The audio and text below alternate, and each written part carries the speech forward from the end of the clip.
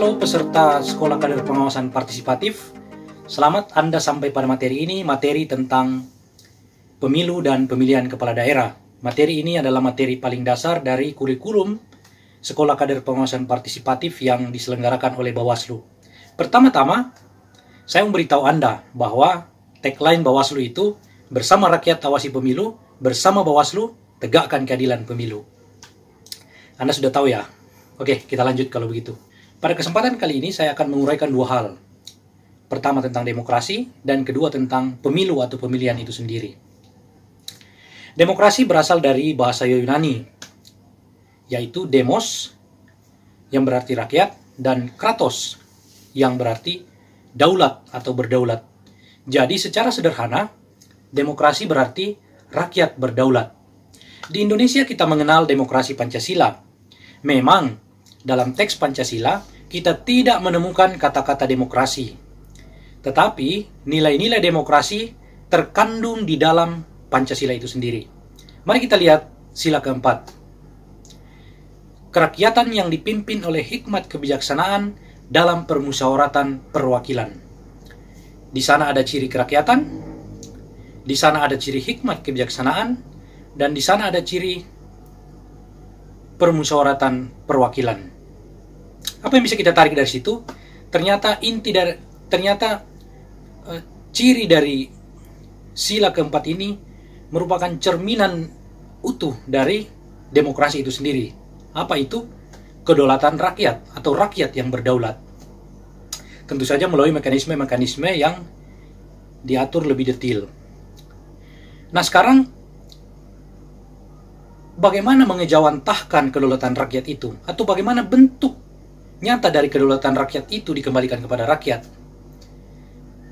Ya, jawabannya adalah pemilu, lewat pemilihan umum. Pemilu merupakan syarat atau prasyarat utama tumbuhnya demokrasi. Nah, mari kita lihat lebih jauh tentang pemilu itu sendiri.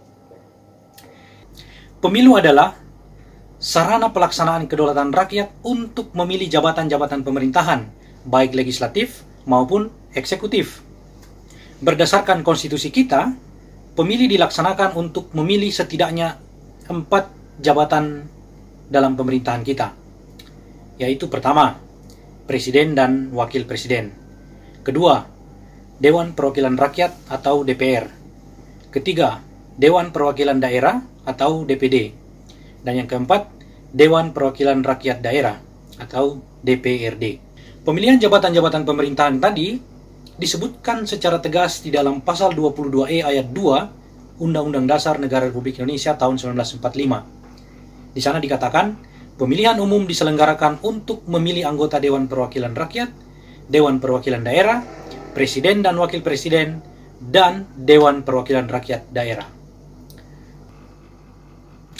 Pertanyaannya sekarang, bagaimana dengan kepala daerah yang terdiri atas gubernur, bupati, dan wali kota?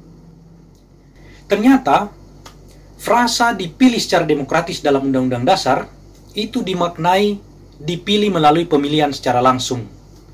Artinya, dipilih secara demokratis itu artinya dipilih secara langsung oleh rakyat. Dengan demikian, pemilu juga dilakukan dalam konteks memilih kepala daerah. Nah, yang terakhir, pemilu yang demokratis akan melahirkan pemerintahan yang terlegitimasi secara politik, sehingga pada akhirnya mewujudkan kehendak rakyat yang disalurkan lewat pemilu. Apa itu? Ujungnya adalah kesejahteraan rakyat itu sendiri. Pemilu yang demokratis harus memenuhi setidaknya 5 asas utama. 6 asas utama. Pertama, langsung.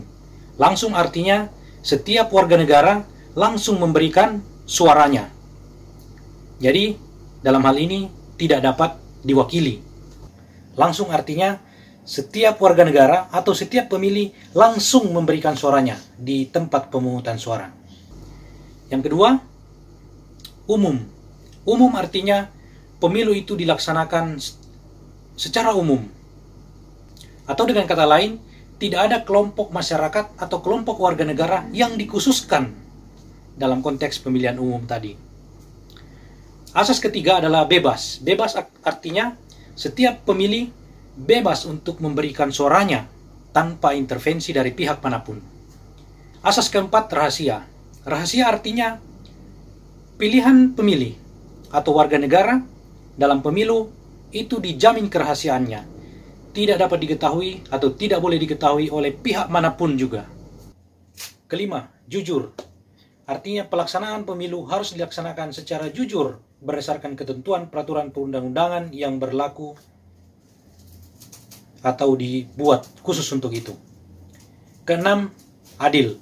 Adil berarti pelaksanaan pemilu harus adil terhadap seluruh stakeholder pemilu, baik kepada pemilih maupun kepada peserta pemilu itu sendiri. Nah, demikian materi terkait konsepsi dasar pemilu dan pemilihan kepala daerah. Demikian sesi ini, sampai bertemu di sesi selanjutnya dalam Sekolah Kader Pengawasan Partisipatif. Badan Pengawas Pemilu.